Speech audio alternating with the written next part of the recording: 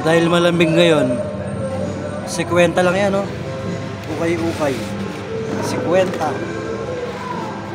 Oh. Di ba? Meron na tayong pangkontra sa lamig pag madaling araw tsaka gabi, di ba?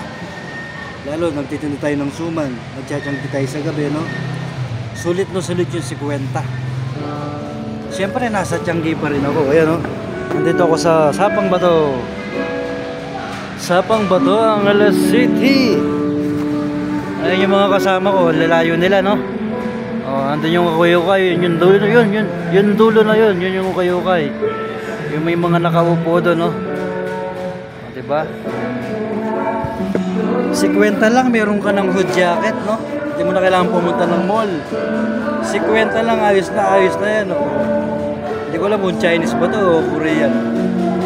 Basta okay siya, maganda yung tela, ayos na ayos.